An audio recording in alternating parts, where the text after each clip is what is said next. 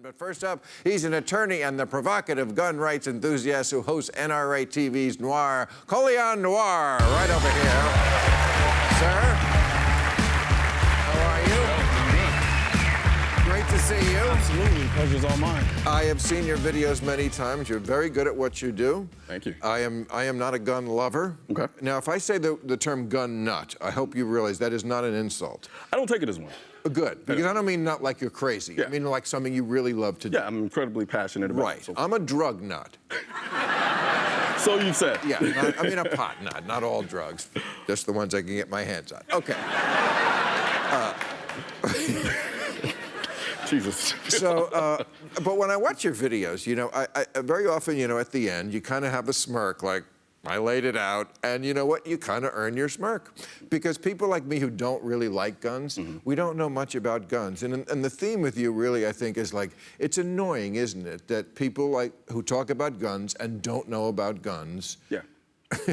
are not restrained by their lack of knowledge. What are the misconceptions that bother you the most? Well, there are two dynamics, right? There's the actual physical component of the gun, and then the individuals, as we've termed, gun nuts, right? So there's that aspect of, say, for instance, semi-automatic, right? Yeah, tell me about that. Vast majority of guns, almost all of them are semi-automatic. Almost all right, I heard you say that. I didn't know that. Yeah. I didn't know that. And so that's stuff you would learn after you follow the rabbit down the hole, so to speak. And semi-automatic meaning you have to pull the trigger You pull the trigger once, you get one bullet. Right, and that's all almost all guns. Pretty much, yes. Not just they seem to be obsessed with the AR-15. Yes, so what the AR does not stand for assault rifle. That's a common misconception. Right. The AR stands for Armalite rifle, which is the name of the actual rifle, and it's a semi-automatic rifle in the sense that you pull trigger once, you get one round.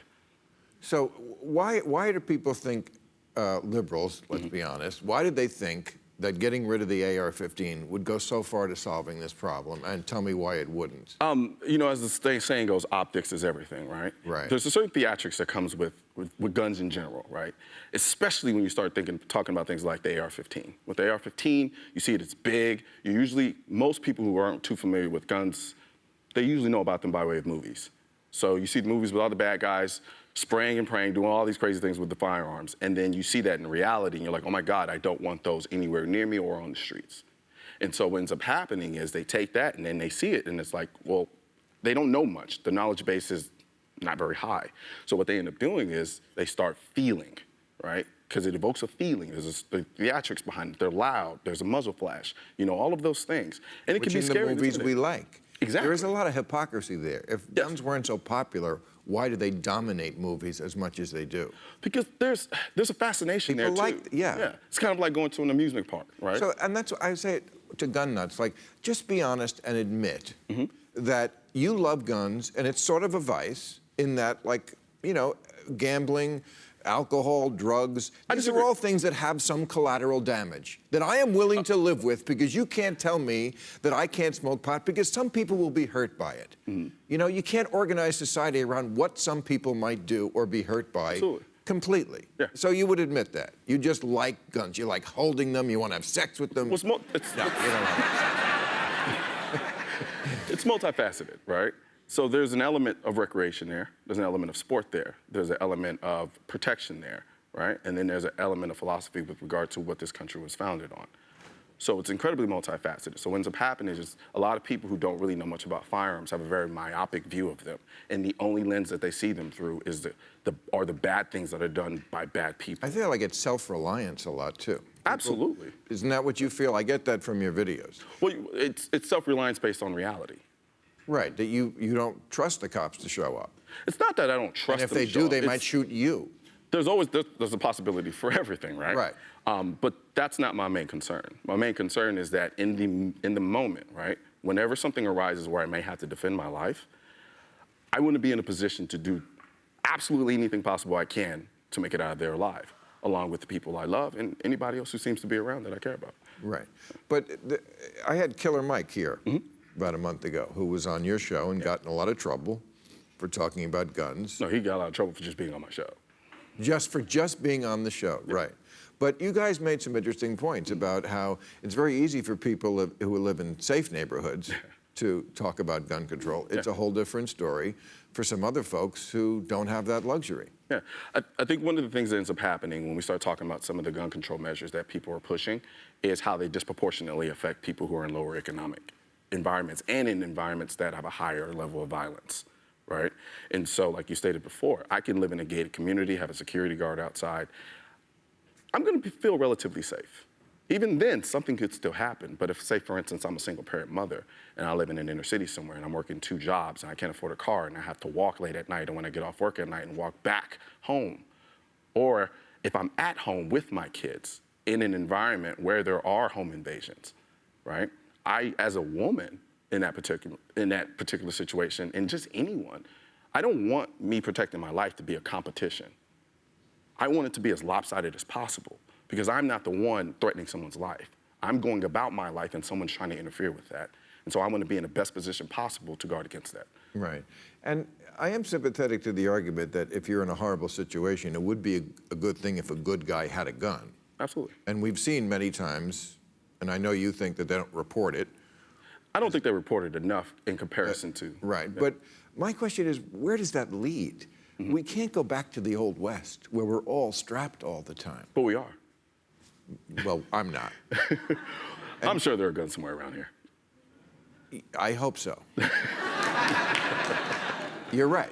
Yeah. But not everybody. Because everybody can't do it. I mean, you don't really want teachers themselves to have guns, do you? I honestly don't have a problem with arming teachers. But teachers aren't there Well, to be, there's a come on. contingency. There's a contingency there. This is where the NRA loses me. I mean, they lose me. They lose me in a lot of places. But a place like that does seem unreasonable. I can understand a guard at a school, and I think if the Parkland guard, who didn't do his job, had done his job, we would be having a different debate. Absolutely. But not teachers. But see, here's the thing about that. With respect to this conversation, one of the biggest issues that I've seen is that we've all kind of separated into our separate corners and kind of just lob attacks at each other. We all agree that we want to find a solution to these issues. We all agree with that. We just differ about how we go about it. So I can respect your position in not wanting to arm teachers. The way I look at it is when I look at some of these mass shootings that have happened in the past, a lot of these teachers had to sacrifice themselves to protect their students. And so my mind goes, well, why not put them in the best position to fight back against the evil person that comes into their class? So instead of being sacrificial lambs, they're fighters now. And they're willing to die for these students. So why not put them in a position to fight for them? Because they're teachers. They don't want to have that job any more than the guard wants to teach physics. You know. You're absolutely right. But the moment somebody walks into that classroom with the gun and starts shooting at kids, they don't have an option. Okay. So the only options they have is either sacrifice themselves or fight. What about background checks? Now, 20% of the people in this country get their guns without having to pass any sort of criminal check. And when you say that, give me some basis behind that. Well, that's Are you talking about private sales? Yeah, I mean, they get them from a relative gives it to them, Okay, yeah. or, you know, it gets passed down, or a gun show, or something like that. And the NRA used to be for closing all those loopholes. Yeah, Wayne LaPierre. Loopholes. Loopholes. Well, when you say loopholes, what do you mean? Well, here's what Wayne, I'm going to ask you about this, because it's funny, because when most people think of an NRA spokesman, they don't think of you. Okay, fair enough. They think of Wayne LaPierre. Okay. And I like to fuck with people's minds. So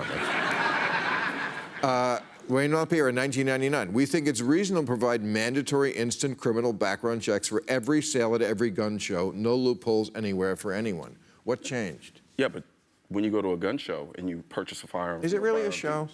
What would it be? I don't know, because I've never been. What would you but call it? sounds like Tactical masturbation? I don't...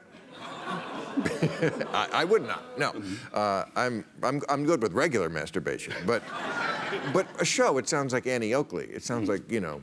Still a show nonetheless, right? But it's really a sale, right? Isn't that what a gun show is? I mean, yeah.